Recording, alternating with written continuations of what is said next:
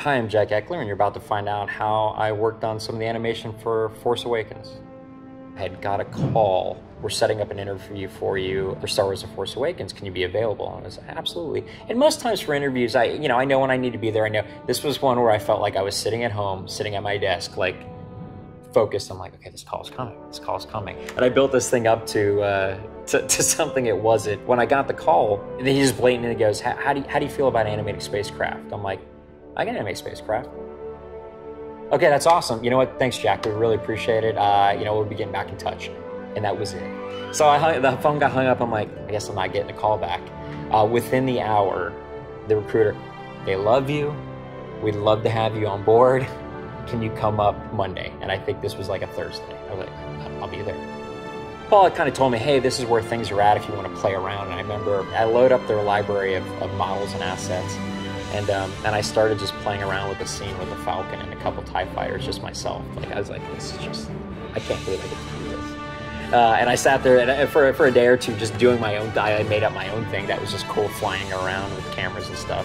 I think it was awesome getting the opportunity to kind of finish up what Peter Dalton had started, which was the what I call the Apocalypse Now TIE fighter shot. What people wouldn't realize is something that probably doesn't look like much on screen, what it went into that.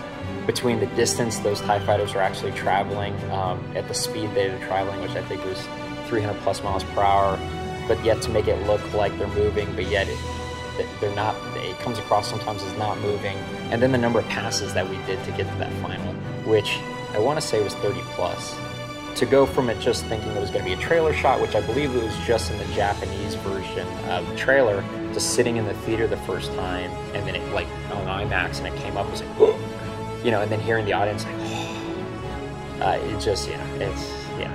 doesn't happen very often. It was one of the most fun projects I've ever been on. Not just in just the nature of what it was, which was just huge and pivotal for me, but also the crew I worked with. Those guys were all amazing. It's even hard to put into words like how awesome that kind of experience was. What drew me to Full Sail is it was different than your average college. I mean, it encompassed college-esque things, but it was completely different, and it focused on things that I became kind of fascinated with. I was surrounded by things that I had always wanted to know what was behind the scenes.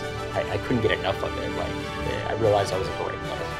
I still take this place serious when I come back, to the point of my niece just started in animation here at the school. So I always tell people, I'm like, I put my money where my mouth is. I have family here. Don't lose the motivation. I think if you're a really good student, you're staying motivated during your time at Full Sail. And I think it's really important, though, right out of the gate, to just focus. It's an ever-changing field. The technology is ever-changing. Constantly, I'm having to learn, like, all the time. If that's something you can't wrap your head around right off the bat, that's something you won't later.